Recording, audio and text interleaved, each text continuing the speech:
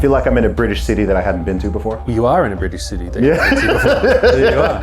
Yeah, I think Australia is very compared to other Anglo countries. It's more bureaucratic for sure. And I know this even from conversations with people. I haven't had to deal with the bureaucracy too much. Even the fact, actually, a simple thing. Even the fact I needed a visa to come here. I don't need. You don't need a visa to go to the USA. You don't need a visa to go to Canada. You don't need a visa to. To go from UK to USA. Okay. No. Yeah. Right. Like this is the only, besides Saudi Arabia. Okay. And maybe Nigeria. I think this is the only country I've needed a visa to come. You need a visa even to come as a tourist, even from the UK. You'd think a British person would be able to come to Australia, come to see their peasants, without their colonists. Yeah, you'd think a Brit would be. I mean, given the bond with the country, you'd think. I mean, but it's down to the small stuff too, like parking signs, fire hydrants. Everything here is very regulated. Yeah, there's lots of rules and regulations, more so than in the UK and in the US. I have noticed that. There's just more paperwork and bureaucracy and that type of stuff.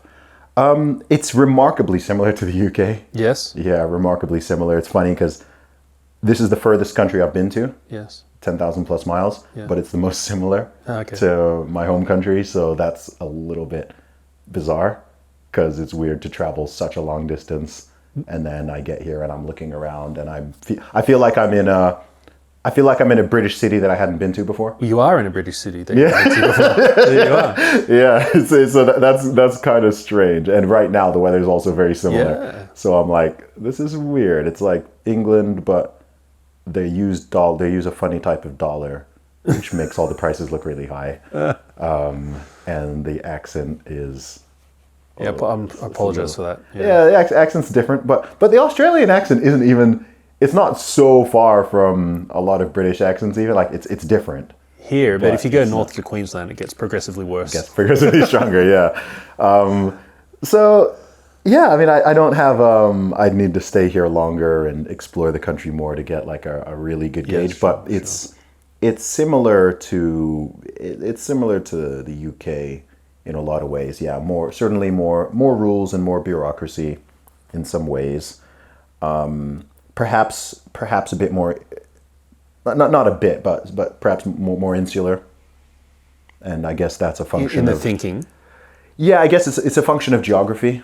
So Americans can also be very insular and America-centric, but America has over 300 million people. They can be, yeah. And it's a bit more But again, Australia is weird because it's geographically.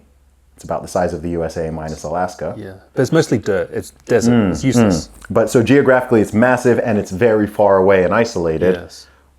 But culturally, it's very similar. So I mean, I think just New South Wales is bigger than the UK. Yeah. Right, and that's the UK. England, Scotland, Wales, and Northern Ireland.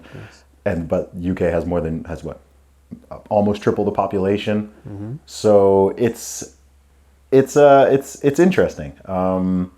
It's interesting. It's a little different, but similar. We wouldn't hold it against you if you were to conclude your trip saying no need to rush back anytime soon. It was a good trip, good people, but there's not a huge reason to come here.